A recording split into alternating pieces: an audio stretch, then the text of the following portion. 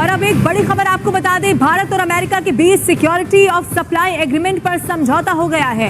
अमेरिकी DoD, department of defence, और India की मिनिस्ट्री ऑफ डिफेंस जो है, इन्होंने एक सिक्योरिटी ऑफ सप्लाई अरेंजमेंट के नाम से एक एग्रीमेंट साइन किया आज। मेरे ख्याल में ये बहुत बड़ा स्टेप है। मैं हैरान हो गया हूं कि ऐसा स्टेप इन्होंने लिया। एक बहुत बड़ी डेवलपमेंट हुई है भारत और अमेरिका के हवाले से। प्रेसिडेंट ज़ेलेंस्की से मुलाकात हुई है इंडियन प्राइम मिनिस्टर मोदी की। वो वही 10 घंटे की ट्रेन उन्होंने ली और वो फिर पहुंचे वॉर्सो से पहुंचे वो केव, और वहां जाके उन्होंने मुलाकात की और उन्होंने बात की कि पीस हम चाहते हैं कि उन्होंने, बल्कि ये जुमला कहा कि हम न्यूट्रल नहीं है, हम अमन के साथ हैं। ये बात प्राइम मिनिस्टर मोदी ने की। आपको ये की जा रही थी कि इस महीने के आखिर तक वो जो IMF का एग्जीक्यूटिव बोर्ड है वो बाकायदा तौर पर मंजूरी दे देगा। मैं इसकी गारंटी करता हूं इस बात की कि इंडिया की मर्जी के बगैर आपको IMF लोन नहीं दे सकता, ना देता है। लेकिन अब उसमें लेटेस्ट डेवलपमेंट ये हुई है कि कम से कम इस महीने तो IMF का जो एग्जीक्यूटिव बोर्ड है उसका इजलास तो गालिबन हो रहा होगा, लेकिन पाकिस्तान जो है वो एजेंडे पर नहीं। देखिए, सीधी सादी बात यह है कि इन्होंने ये किया क्यों? जो इन्होंने किया इस पर वाज़ेह है क्यों किया। It's very obvious why they did it, है ना। IT सेक्टर के अंदर, एक्सपोर्ट के अंदर एक अहम किरदार अदा कर रहा है और एक बड़ी इकोनॉमी IT की वजह से भी बन रहा है। एक तरफ प्राइम मिनिस्टर मोदी यूक्रेन में बैठे हैं, ये देखें रिवॉर्ड।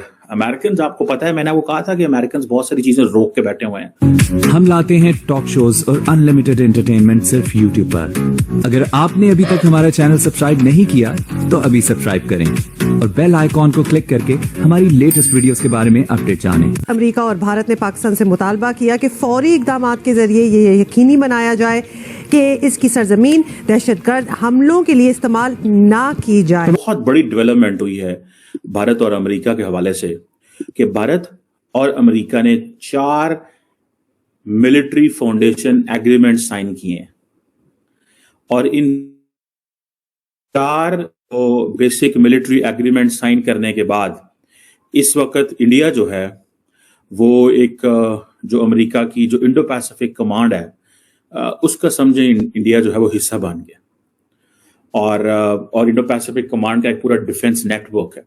ये अगर मैं सिर्फ आपको ये बताऊं कि ये जो एग्रीमेंट है ये बड़ा इंटरेस्टिंग है। ये बेसिकली अमेरिकी DOD, डिपार्टमेंट ऑफ डिफेंस, और इंडिया की मिनिस्ट्री ऑफ डिफेंस जो है, इन्होंने एक सिक्योरिटी ऑफ सप्लाई अरेंजमेंट के नाम से एक एग्रीमेंट साइन किया आज।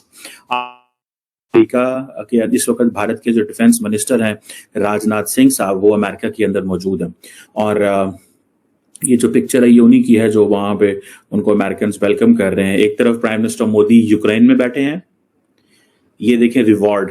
अमेरिकन, आपको पता है मैंने वो कहा था कि अमेरिकन बहुत सारी चीजें रोक के बैठे हुए हैं, जो वो चाहते हैं कि इंडिया हमारे साथ ज्यादा कोऑपरेट करे ताकि हम वो सारी की सारी चीजें इंडिया के साथ शेयर करें। अब अमेरिका और इंडिया क्या कह रहे हैं, ये एग्रीमेंट है क्या, ये अब अगले कुछ मिनट्स में मैं आपको इसके हवाले से बताऊंगा।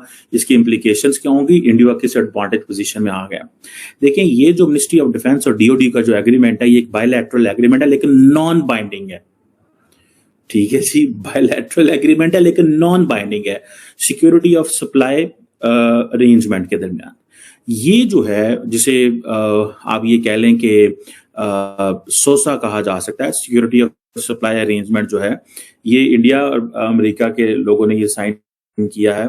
निचले लेवल के लोगों ने, एडिशनल सेक्रेटरी लेवल पे जो लोग हैं उन्होंने ये साइन किया है और अमेरिका के भी एक DG एक्विजिशन है उन्होंने साइन किया है। अब इंडिया और जो अमेरिका है एक दूसरे को जिसे कहते हैं ना सपोर्ट देंगे, प्रायोरिटी सपोर्ट देंगे फॉर गुड्स एंड सर्विसेज, जिसकी वजह से दोनों मुल्कों का डिफेंस मजबूत हो सकता है। अगर कहीं पे अमेरिका को कोई चीज चाहिए ऐसी जो उनके डिफेंस के लिए जरूरी है और कहीं पे इंडिया को कुछ ऐसा चाहिए जो इंडिया के डिफेंस के लिए जरूरी है, तो अमेरिका ये प्रोवाइड करेगा। इस एग्रीमेंट और अरेंजमेंट के बाद दोनों मुल्क जो हैं वो एक दूसरे के जो इंडस्ट्रियल रिसोर्सेज हैं उन्हें एक्वायर कर सकते हैं। और दूसरा यह है कि दोनों मुल्क जो हैं एक दूसरे की जो सप्लाई चेन है उसको डिस्टर्ब नहीं होने देंगे और दोनों मुल्क एक दूसरे की जो नेशनल सिक्योरिटी नीड्स हैं वो पूरी करेंगे। सो जहां पे in case somewhere in the Indian ocean somewhere in the Pacific ocean Indians को कुछ चीज चाहिए तो अमेरिकन फौज जो नजदीक तरीन होगी वो उनको प्रोवाइड करेगी। इसी तरह इसी स्पेस के अंदर अमेरिकन को कोई चीज चाहिए तो इंडिया उनको वो चीजें वहां पे सप्लाई करे। तो सब अफसोस कि बॉर्डर के एक पास आपने सूरत हाल बताई है वैसी ही है, और दूसरी साइड पे यहाँ पे फैटफ आपकी नाक की लकीरें निकलवाता है। दूसरा, IMF ने आपके साथ कौन सी शर्त है जो नहीं रखी उन्होंने, बल्कि यहां तक कि आके अब वो आपके सियासी मामलात के अंदर भी इंटरफेयर कर रहे हैं। कभी इलेक्शन पूछते हैं कैसे होंगे, क्यों होंगे, कौन कराएगा, ये एक अलग चीजें हैं। आपके अभी बिजली का रेट है वो बढ़ा है रिसेंटली, उसके बाद वो बिजली के रेट पे इंटरेस्टेड है, लेकिन आपके 87 मेंबर है इस वक्त कैबिनेट के, उनमें उनका कोई इंटरेस्ट नहीं है। लेकिन दूसरी तरफ मैं ये बताना ये चाहूंगा कि भारत को ये करते हुए 76 साल लगे हैं। आप ये देखें कि वहां पे इंडियन इंस्टीट्यूट ऑफ टेक्नोलॉजी से लोग पढ़ के जा रहे हैं और पूरी दुनिया पे हुकूमत करते नजर आ रहे हैं। इस वक्त अगर देखा जाए तो अमेरिका, IMF तो ultimately is funded by America. America की हर दूसरी बड़ी ऑर्गेनाइजेशन का हेड जो है वो भारतीय निजाद है और इंडियन इंस्टीट्यूट ऑफ टेक्नोलॉजी से पढ़ा है। अजय बंगा की सबसे बड़ी मिसाल है, उनके कांग्रेसमैन, उनके प्रेसिडेंशियल कैंडिडेट, हत्ता कि वहां की वाइस प्रेसिडेंट जो है कमला हैरिस, वो इंडियन निजाद है। और जब दूसरी तरफ अभी रिसेंटली आपने और मैंने मिलकर, मुझे अभी याद है कि मोदी साहब का हमने जो ओवरसीज ट्रिप कवर किया था, तो उन तीनों चीजों के अंदर नजर आया था कि वो अपने भारतीय डायस्पोरा को प्रमोट करते नजर आए, वो भारत की करेंसी को प्रमोट करते नजर आए, वो UPI को प्रमोट करते नजर आए।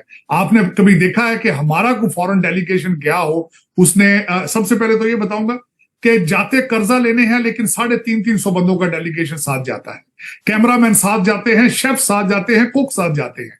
तो कंपैरिजन मेरे ख्याल में, एक तो चोई साहब मैं अब इस पॉइंट पे पहुंचा हूं कि हमारा कंपैरिजन अब भारत के साथ करना पॉसिबल नहीं। डेफिनेटली सर, इवन जो लोग देखते हैं, इंडिया से बड़ी तादाद में ऑडियंस है, और वो इस चीज से अब नाराज होते हैं कि भाई हमारे साथ कंपैरिजन ना करो। और मैं पर्सनली ये समझता हूं कि कंपैरिजन अब नहीं बनता, लेकिन सीखना तो बनता है सर, के सीखना भी नहीं बनता। हाँ, सीखना बिल्कुल चाहिए, मैं समझ, लेकिन अब टाइम आता जा रहा है कि आपको अफगानिस्तान से भी सीखना पड़ेगा। अब तो वो भी आपसे आगे जा रहे हैं।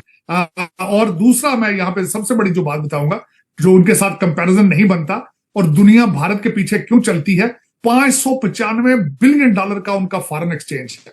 आप 2-2 बिलियन के लिए आप नाक की लकीरें निकालते हैं।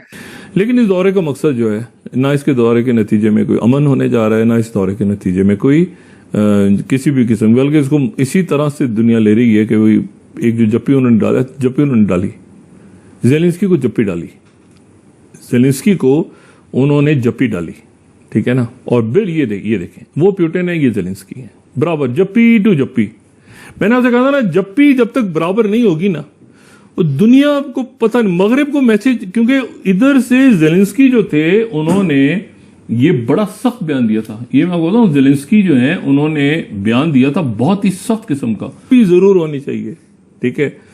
तो ये आप देखें, जप्पी आए, 10 घंटे का ट्रेवल की, जप्पी मारी, वापस आ गए, फायदे से कुछ नहीं हुआ, ठीक है। सिर्फ ये कि जाहिर है कि दुनिया को बताना था कि भाई दोनों को जप्पियां मारता हूँ। तो आपको ये वीडियो कैसा लगा कमेंट बॉक्स में जरूर लिखिए, इस वीडियो को लाइक कीजिए, शेयर कीजिए, सब्सक्राइब करना ना भूलिए आपके चैनल EFC को। तो मिलते हैं अगली वीडियो में। जय हिंद।